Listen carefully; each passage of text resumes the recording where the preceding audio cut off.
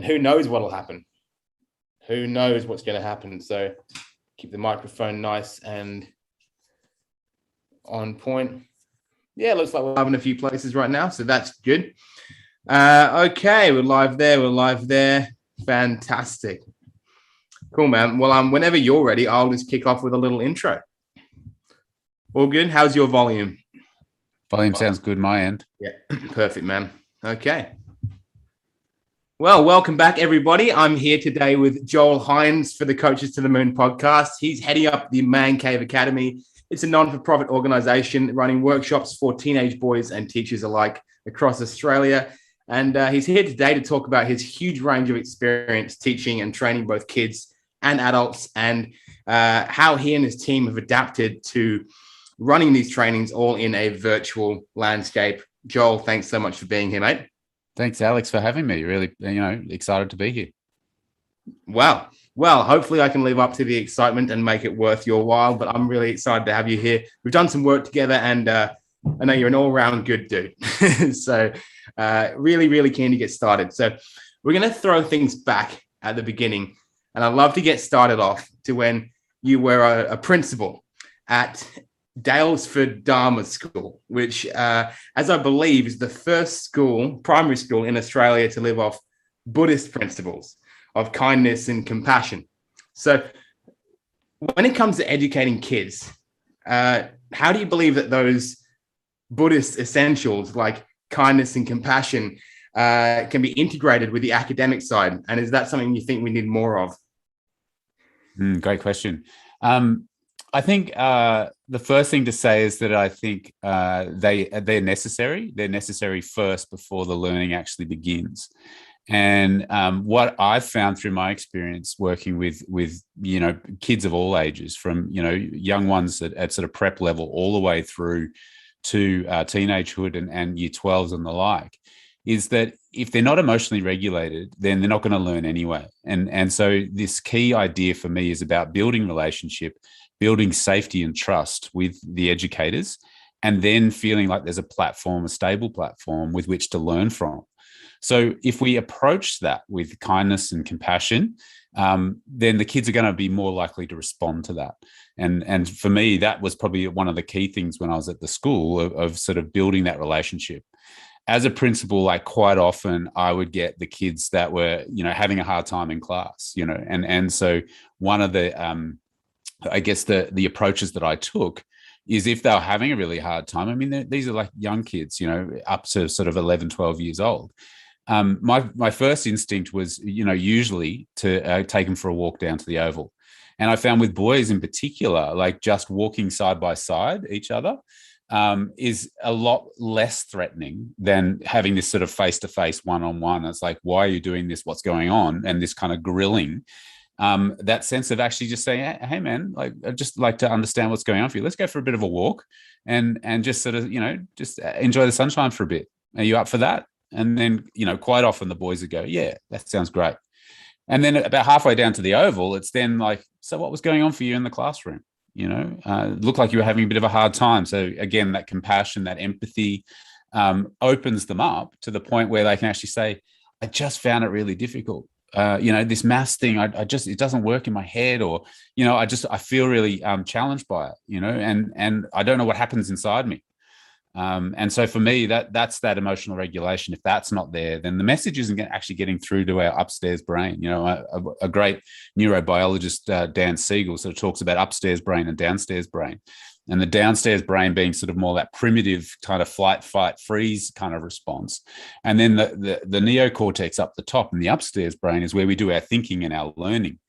And if we're activating the downstairs brain, it's almost like there's a barrier across the stairs, and you can't actually get up. And so the messages aren't actually getting through.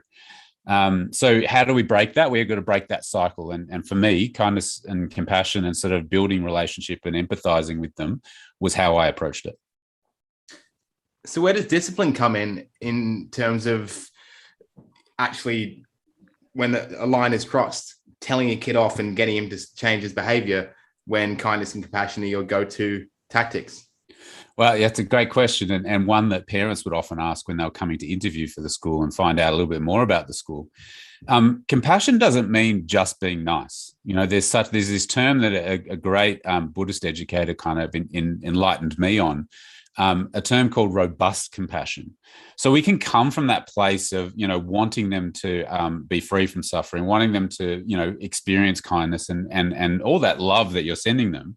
But at the same time, there's kind of boundaries in place, and we've got to meet with those boundaries and work within them.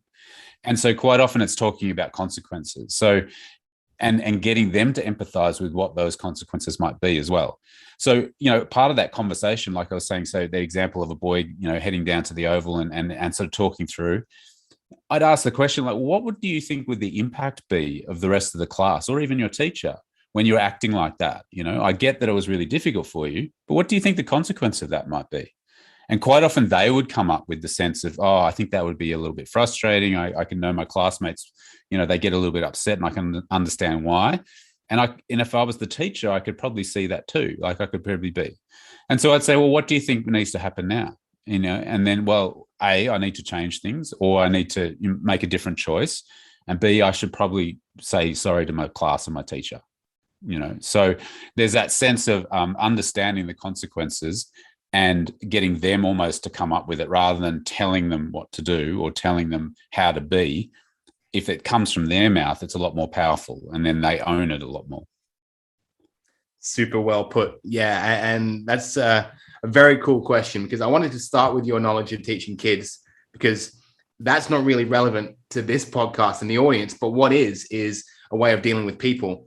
And a lot of the people listening to this podcast are small business owners, mostly coaches, and you're somewhat of a coach yourself. And a lot of coaches out there, myself included, are in that space where we have maybe one or two team members younger than us, just kind of helping us out with stuff.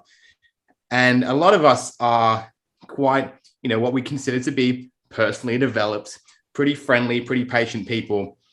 But how do business owners start to approach their team with that same level of kindness and compassion, do you think? Yeah, I think the same sort of rules apply in many ways. And like, it's interesting you touched on the coaching aspect, Alex, and because I'm not sure if we've had this conversation, but I started out part of my career working in mental health. And then from there, I moved into personal training. So I've actually been in that kind of more coaching kind of role pretty much consistently throughout most of the roles I've had in life. And I think when I've been in those sort of one-on-one coaching environments, it's exactly the same as if I'm working with someone who's a direct report in an employee relationship. And I think it's about one of understanding where they're coming from and what's going on. And talking it through, like I think it's like really trying to ask good questions rather than projecting or thinking about what your own interpretation of what might be going on for the other person. So, I mean, I think perfecting good questions is probably the art or the experience that I've sort of developed over time, and it's really sort of like being able to sort of empathize and understand, but at the same time ask really good questions that makes them think and respond in such a way that they've almost got all the answers. And I feel like in a mentoring or a coaching relationship, that's what tends to work best for me, is when they come up with the answers. I also think, like, from my own experience being like, whether it be going to therapy or going to see a coach or going to see sort of, a mentor or any sorts of thing, quite often it's just being given the space to think about it. And quite often through talking it through and talking it out, I come up with the answers myself. And so I guess that's how I kind of approach that when I'm in the other side, when I'm in that sort of more coaching role or mentoring role. It's a big concept. A lot of coaches in this space, they've done NLP trainings, and a big concept of NLP is that everyone has their answers in their own head, but they're closed off and we don't want to accept them. So asking those questions, where someone says, oh, I don't know the answer, and you say, well, if you did know the answer, what would it be? And they're like, oh, probably this. And so people actually do have a lot more answers. So you think that in terms of a staff member, team member screws up, does something poorly, instead of you've done that poorly, saying, how could we have done that better? Yeah, or not even better. Like, how could we have done that differently? And what would be the outcome if we did it differently? And maybe getting that action point. For me, actions is a really important thing. And through a lot of the work that I've done, both in, personally and also professionally, it's like, it's great to go through some sort of transformation or go through some sort of coaching relationship, but if there's no tangible action after the session, then what's it all for? And so quite often in those relationships, I'd come up with, well, what's 3 things you could try differently? And, going right back to the primary school, there was the same approach there. It was like, if there was a sort of a fight on the oval or something like that, you got to the point that, like, what he said really upset me. I said, all right, well, what if you got really upset, what's 3 different things that you could have done rather than using your body? And then they say, oh, I could walk away. I could go and speak to a teacher. I could take a few deep breaths. The same for an employee. It's like, okay, we both agree that whatever happened, whatever transpired, didn't work out the best for you, for me, or for the client. What's 3 things that we could do differently next time? And it's almost like that imprinting into their minds as to, or almost like rehearsing, practicing what an alternative approach might be. Super valuable. Super valuable. I've struggled in the past a lot with that when I had my cafe, of being potentially too nice until the point where I was suddenly not nice. And there's a great bridge there that definitely comes with experience. And that's why I find you such an interesting person to talk to, because you've worked across a range of ages, all the way from 6 years old to, professional environments. So that's really, really cool. And I did know you were coaching, and I'd love to touch on quickly I couldn't find anything about it, but on LinkedIn, it says that you're also working for your own business, Being Human. Talk to me about Being Human. Yeah, so Being Human sort of been born out of the last sort of 12, 18 months, and it's kind of a bringing together of a lot of different things. But for me, there are 3 main things that all humans want, and that's connection, belonging, and community. And for me, I wanted to, I guess where I have really got a passion for is providing the environments or the experiences where people can have those things. And a lot of my work in the last sort of 5 years has been around rites of passage and actually working through transformational personal development kind of processes. And I'm fascinated and passionate about the small groups having an experience where within a couple of hours, they feel like they know each other on a deeper level, feel like they're accepted for who they are. And that's that belonging piece. And then have a community of support to, move forward, after that. And so Being Human is about creating those experiences. So whether that's sort of like a one-day workshop through to a retreat, I'm starting to sort of experiment with online sort of programs now, because, it's obviously the way that the world is in right now is like we have to be flexible and adaptable. So how can we provide those opportunities for connection, belonging, and community, even in an online virtual environment? And that, feels like there's a blocker there. There's like, because me, I'm like, I'd love to be in the same room as people. I love to sort of feel that energy of the whole group.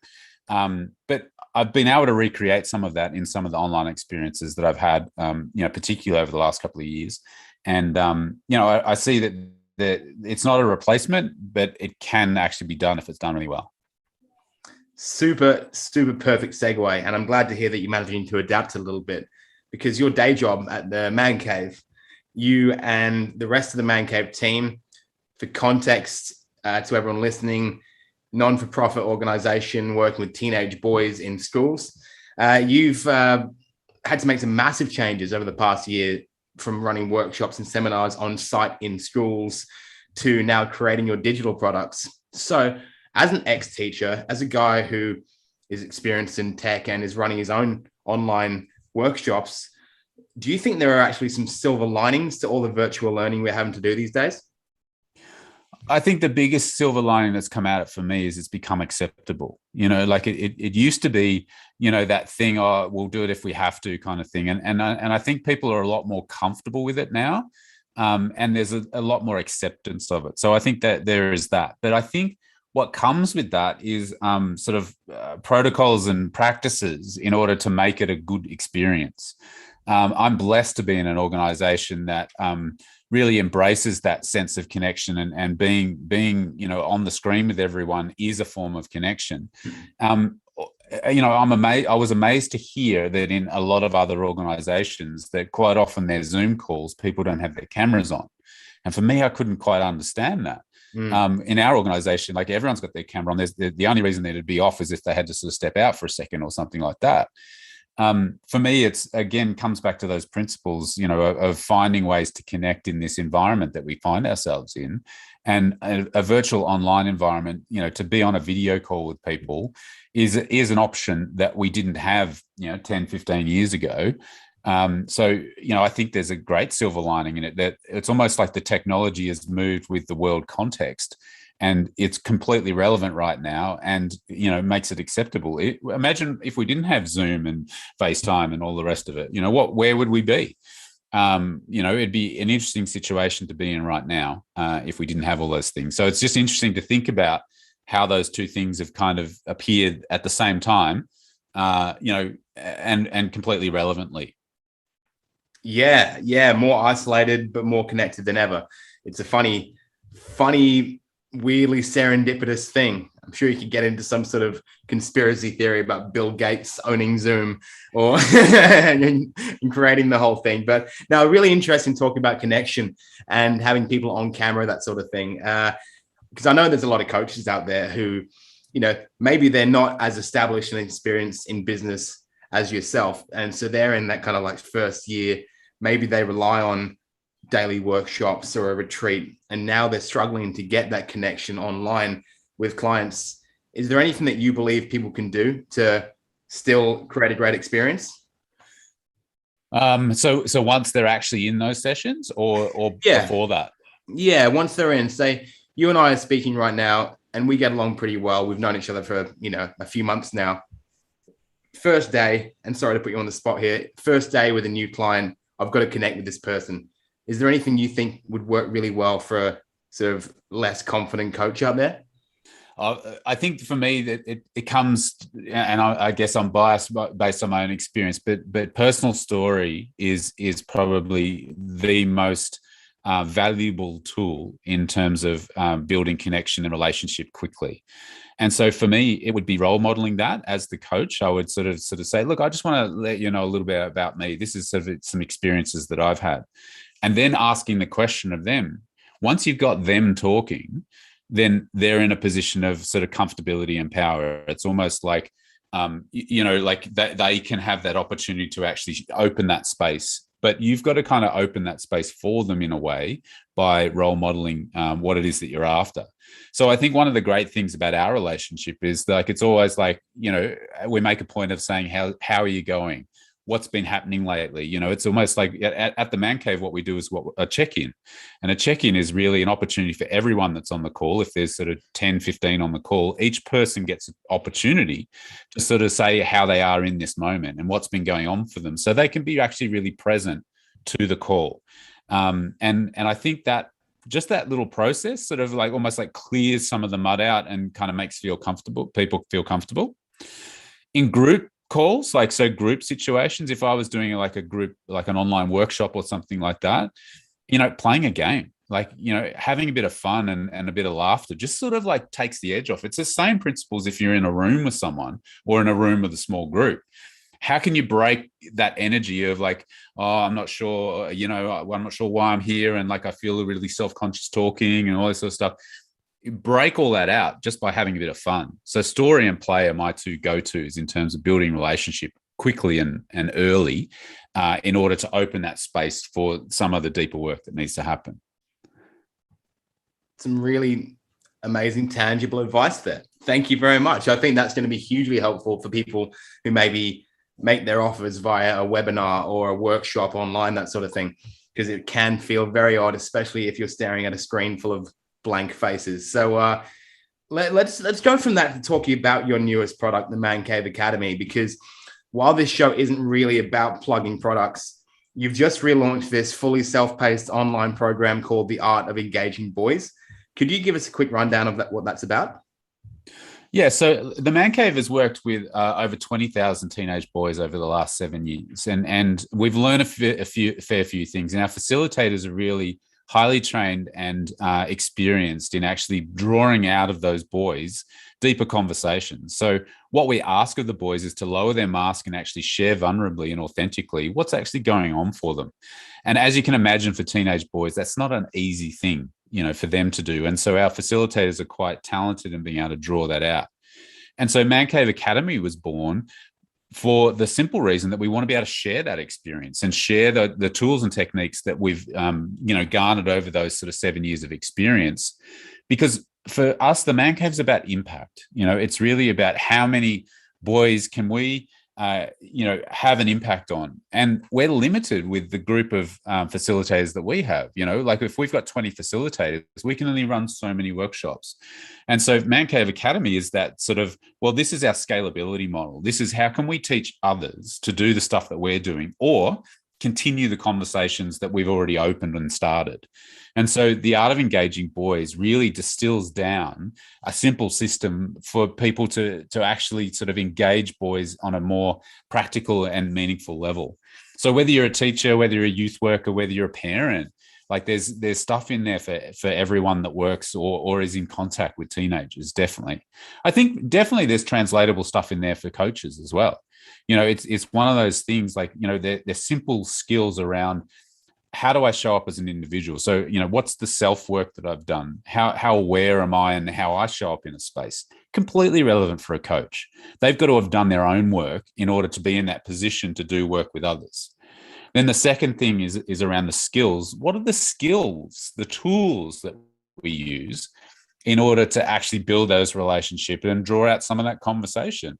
So again, that's the same sort of framework for a coach. Like, what are the tools that they use? What are the questions they ask? What are the, sort of the pro forma type things that they put in place and say, hey, go away and do this, or do this reflection activity and come back to me, and then there's the space. And that's the third sort of important part for us.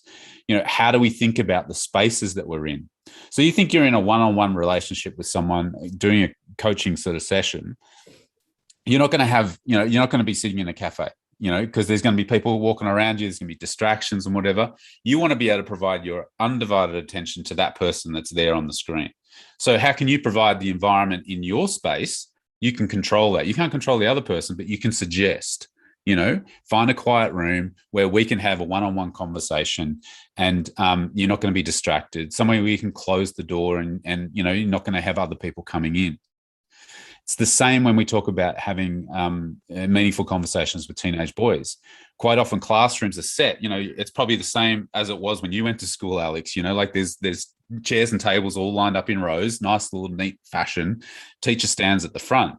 Well, when we come into a space as facilitators, we throw all the tables out, we get chairs and sort of put them in a circle. So everyone's kind of looking at each other and at an equal level, including the facilitators. And that provides that sense of, we're safety, but also curiosity. The boys walk into a space like that and they go, oh, this is different. I'm intrigued. What's going to happen today? So like, how can we change up that space? So, I guess the essence or the framework that we utilize is for our facilitators, and what we try and share with educators and youth workers, people who work with young people, is the self, the skills, and then the space. That's our sort of our framework or our model that really works for us. Yeah, I bet it is working really well. And thanks for kind of relaying that to how it can be appropriate for coaches as well, because I see a massive correlation between being a traditional teacher or educator and a coach. It's just a new world, right? So apologies for the massive question, but why do you believe it can be so hard to get through to men and boys in a way that allows them to be open, honest, and vulnerable to the tough things going on inside their head? Well, the two major blockers I see with young people, and this applies to teenage girls as well, but mainly to boys, and that's probably the majority of my experience and the Man Cave's experience, is fear of judgment and wanting to fit in. And so fitting in is different to belonging. Belonging is like, I'm accepted for who I am. I really love Brene Brown's work on this. It's like, I'm here and I fully embrace myself, and I want you to embrace me for who I am, like that's belonging in my sort of, world. But as a teenager, and you might, think about your experience as a teenager, I certainly know for mine, I did stuff that I'm not proud of in order just to fit in, and so there's a sense of what's socially acceptable. And if I do these things, will I be accepted? And if I do these other things, I may not be accepted. So I'm fear of being judged there. So those are, for me, are those two main blockers in terms of boys, or actually authentically, speaking their mind and their truth, is because they fear that others will judge them, and then they won't be accepted. They won't fit into the group. It's funny how you touched on doing things you're not proud of to fit in, because it's kind of the opposite when you grow into an adult, right? Like I walked past some graffiti today down by our local park, and I thought, that's ruined everything. But then it made me think back to a couple of times when I'd done some graffiti as a teenager, and that kind of elevated me as a cool dude.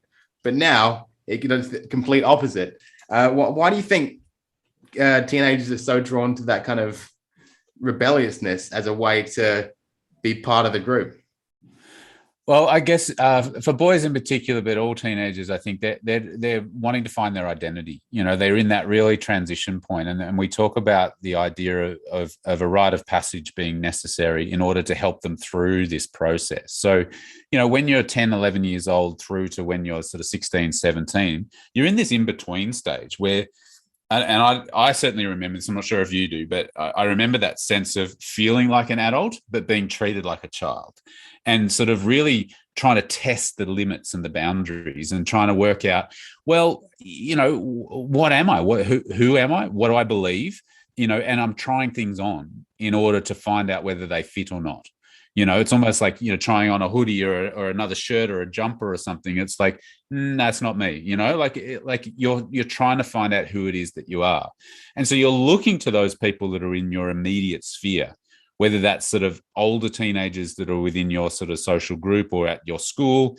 Maybe you're looking at the coaches at the footy club, or, like there's other people within your life, and you're looking at how they manage themselves, and then you're trying some of those traits on. And so, in terms of the rebellious stuff, like there was a mate of mine when I was in year 8 who was tagging left, right, and center, and I wanted him to accept me. So I started trying to tag myself. I was no good at it, and I made a big mess of it. But I tried it on because I was like, is that who I am? Like that's the question I've got in my head as a teenager. Is like, who am I? Maybe I'll try that and see if that works for me. Yeah, that's a very, very funny point.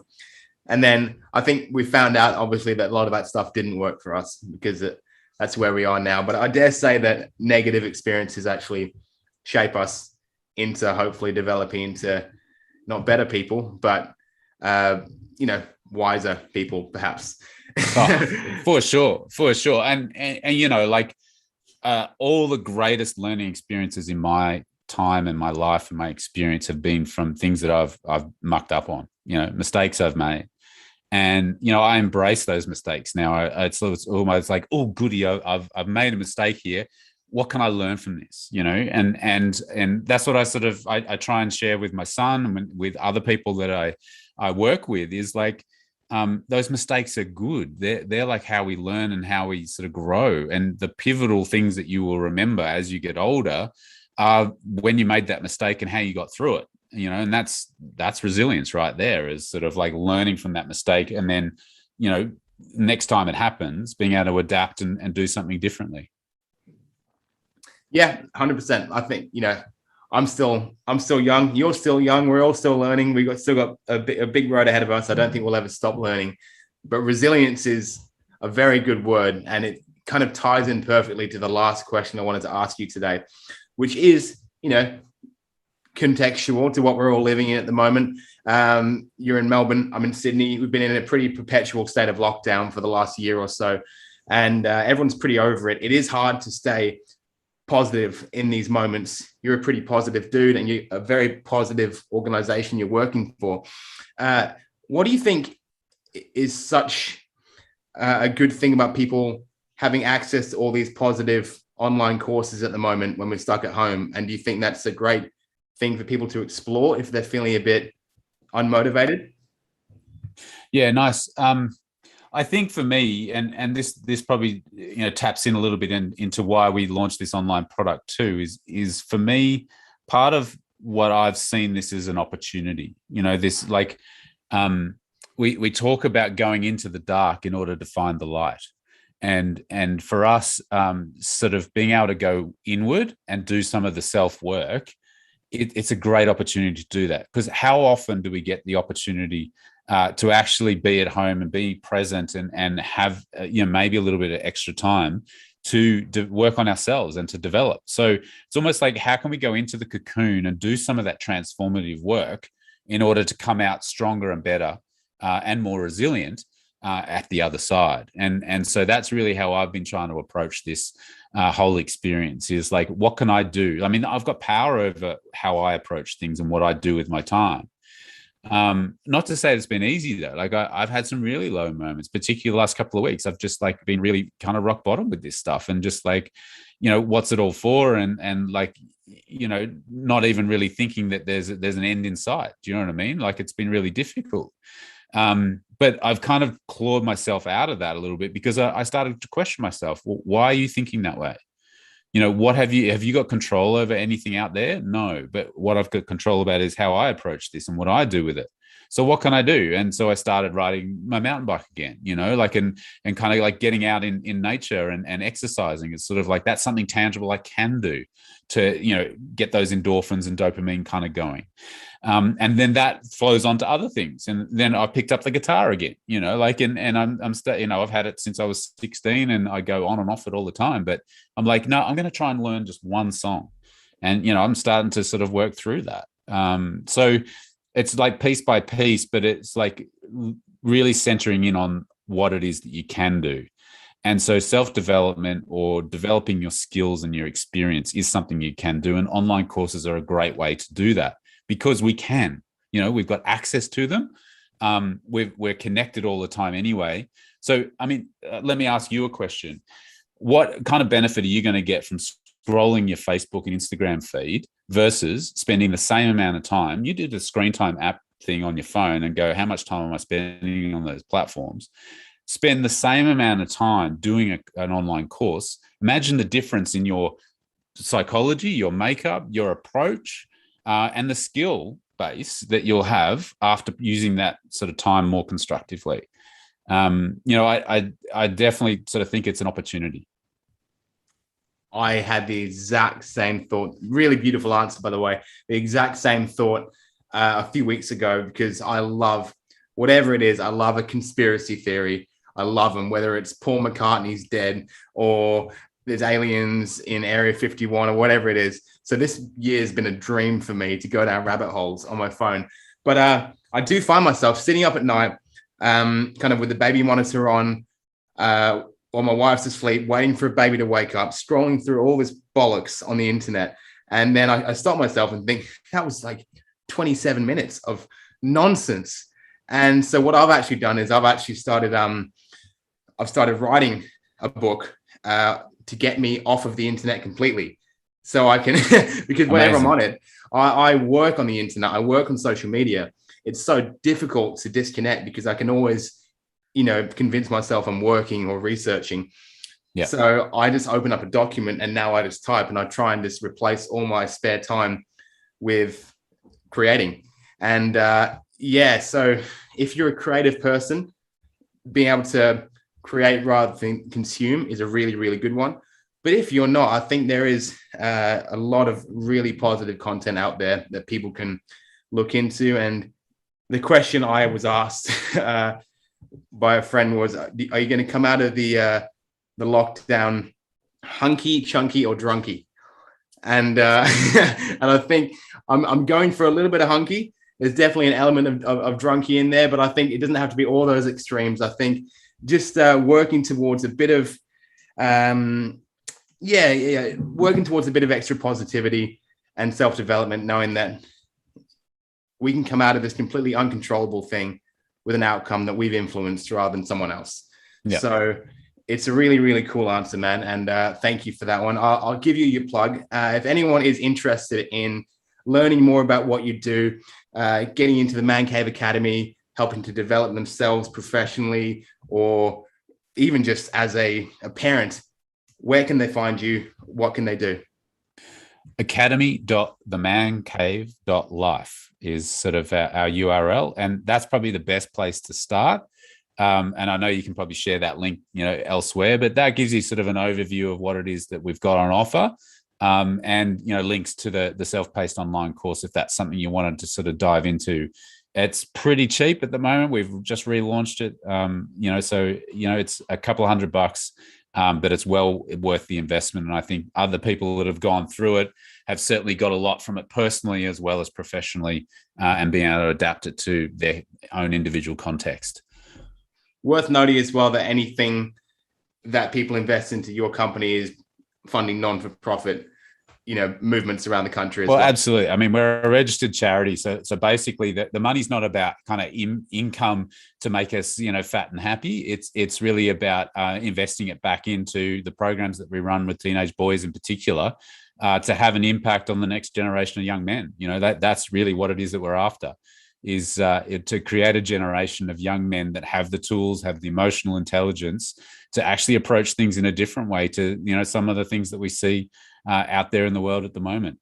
Whatever money you invest in it has a positive impact on the world. Yeah, I think it's more appropriate than ever, and a real sense of, we're all in this together, and we are going to need these skills more than we ever have before, coming off the back end of all this. So, mate, thank you so much, Joel. That's been a really lovely conversation. I've had a lot of fun. I hope you've enjoyed yourself. I have, mate, and it's always a pleasure, Alex. And I really, thank you for inviting me on, and just, want to acknowledge your skill and expertise in all this too. You've been very humble and just sort of listening to me. I know you've got lots to offer and lots of skills as well there. So, you've certainly been a game changer for us at the Man Cave. And, really, just want to acknowledge the expertise and the skills you have in this space. It's been incredible to work with you. Oh, well, thank you very much, Joel. What a pleasure. It's a really lovely organization, and I hope to see a lot more of you guys in the future. But for anyone listening on Spotify, anyone streaming right now, thank you so much for being here. Thanks for listening. We'll see you next week on Coaches to the Moon with another great guest. Joel, thank you once more. Thanks, Alex. And thank you to everyone listening. Much love.